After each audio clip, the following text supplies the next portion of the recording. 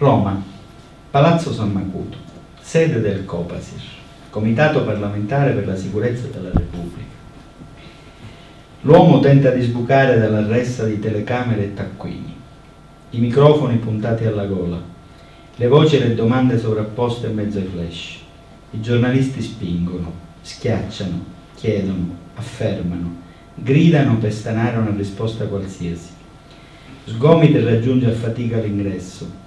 5 commessi gli fanno da cordone. Uno lo porta all'ascensore. Sale, 6° piano. Apre e si chiude la porta alle spalle. Finalmente le urla sembrano bisbigli. Toglie l'impermeabile. Si siede intorno al tavolo ovale, abito elegante, occhiali a calamita al collo e gli occhi azzurri che non ti aspetti da un siciliano. Ha di fronte i deputati Carmelo Briguglio, Fabrizio Cicchitto, Emanuele Fiano, Ettore Rosato e Roberto Cota. E ancora i senatori Giuseppe Esposito, Achille Passoni, Gaetano Quagliariello e Giuseppe Caforio. Al centro il presidente del Copasir, Francesco Rutelli. Sono già tutti lì, sprofondati in poltrona, lo stanno aspettando da un pezzo. Salutano e mangiano. Chi addenta tramezzini, chi un dolce, chi è arrivato alla frutta. Masticano e guardano, in silenzio, troppo silenzio. Uno gli fa segno, la bocca piena. Vuole? No grazie, no quando devo parlare. Appoggia la vecchia De Brigi di pelle, se la porta dietro da 15 anni, in ogni aula di tribunale, in ogni procura, la apre e ne cava un romanzo, La concessione del telefono, di Andrea Camilleri. Consiglio a tutti di leggerlo. È una storia ambientata più di 100 anni fa, ma dentro c'è tutto. Un amante delle tecnologie sospettato e perseguitato, prefetti incapaci che si inventano congiure affidandosi alla smorfia, una burocrazia elefantiaca e uno Stato collusa, idiota e grottesco. Ma non è che possa fare riassunti, vedremo, gli dice qualcuno. E allora capisce e attende, altro morso, un sorso d'acqua, cominciamo? Già, cominciamo. Finalmente può raccontare ciò che prima non poteva, ciò che era celato dal segreto istruttorio, che al Copasir però non vale più.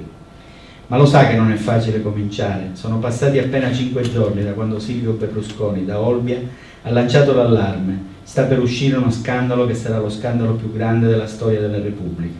Un signore ha messo sotto controllo 350.000 persone, e quel signore è lui, Gioacchino Genchi, 48 anni, vicequestore in aspettativa, considerato da un ventennio il più abile e intelligente perito informatico delle procure di Mezza Italia. Soprattutto, però, non ha messo sotto controllo nessuno. E allora come si può cominciare? Ha fatto da consulente per il PM Luigi De Magistris nell'inchiesta Why Not ed è stato sommerso dagli attacchi più diversi, sinistra, destra, deputati, senatori, giornali, internet, radio, tv. La Procura Generale di Catanzaro lo ha accusato di illegale costituzione e conservazione di una banca dati, telefonica e telematica, per molti aspetti acquisiti in modo illegale in spregio di guarentigie costituzionali nei confronti delle massime autorità dello Stato, di parlamentari appartenenti all'ordine giudiziario, ai servizi informativi e di sicurezza. Senza contare il durissimo rapporto che sul suo lavoro ha stilato il Rossi di Roma. E in qualche modo deve pur cominciare, si guarda intorno, vede Cicchitto con l'aria greve. E forse è sollecitato dall'ironia della sorte.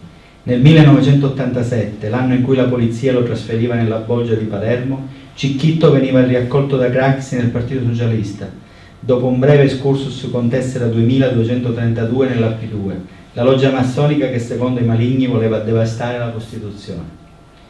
E chi l'avrebbe immaginato allora che Cicchitto si sarebbe un giorno seduto sugli scranni del Comitato parlamentare per la sicurezza della Repubblica, con il compito addirittura di difenderla, lui, la Costituzione. All'epoca ci si sarebbe messi a ridere solo all'idea, invece Cicchitto vigila e sta attento, niente meno che a lui, su una nuova P2 stava indagando. E gli tocca schivare sguardi mentre il suo vola su un'altra faccia scura, il presidente del Copasir, Francesco Rutelli. Sa di non essergli troppo simpatico. In passato si era occupato di certo Mario Fecarotta, ingegnere e imprenditore, un cognato di mio cugino, sostenne Rutelli, arrestato come prestanome della mafia nel 2002 insieme al figlio di Torrina per alcuni appalti al porto di Palermo. e aveva trovato Genchi una lettera confidenziale che Fecarotta gli aveva scritto al computer e che illustrava i gravi disagi dei detenuti del Lucciardone e quanto stava facendo per loro. La lettera che ho recuperato dai computer sequestrati all'ingegner Mario Fecarotta, arrestato insieme col figlio di Totò Riina, il capo di Cosa Nostra, recitava così: caro Francesco, apprezzandoti come amico, come cugino e come sindaco di Roma, ti invio queste fotocopie per farti capire quello che ho subito e chi è tuo cugino Mario, che ti vuole sempre bene e ti abbraccia con grandissimo affetto insieme a Barbara, la famiglia e tutti.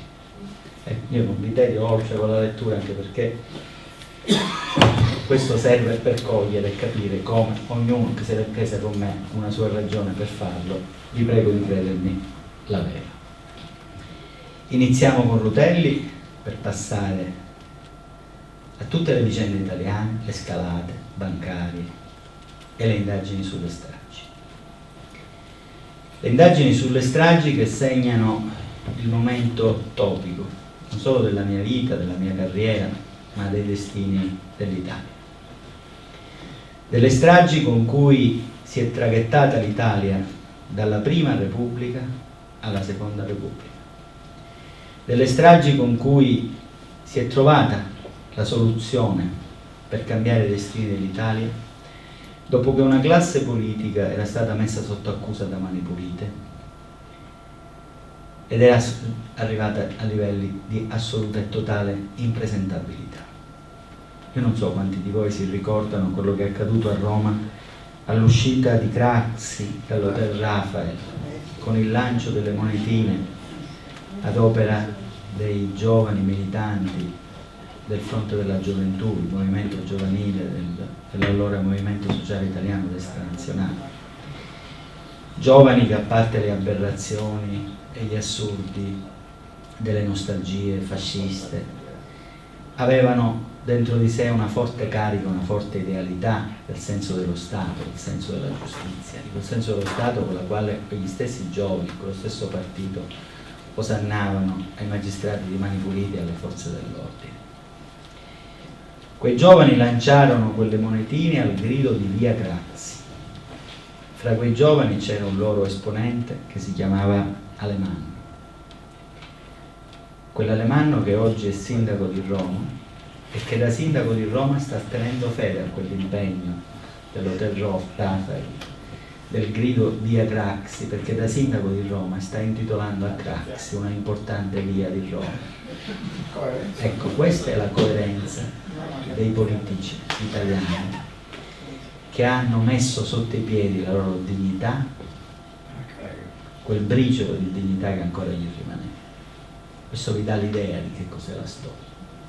Quei politici che erano impresentabili e per i quali occorreva una soluzione di continuità, proprio come il Gattopardo, come scrive Tommasi di Lampedusa nel Gattopardo, quando il principe Fabrizio dice a Tancredi: se vogliamo che tutto resti come ogni cosa deve cambiare. Quindi qui dobbiamo trovare l'uomo nuovo, la soluzione nuova, e con perfetto sincronismo viene fatto dimettere un Presidente della Repubblica che aveva picconato un sistema di potere, che lo aveva comunque nominato Ministro dell'Interno nel periodo del terrorismo e che lo aveva nominato Presidente della Repubblica, un Presidente della Repubblica con il quale io ho collaborato fianco a fianco in momenti difficilissimi.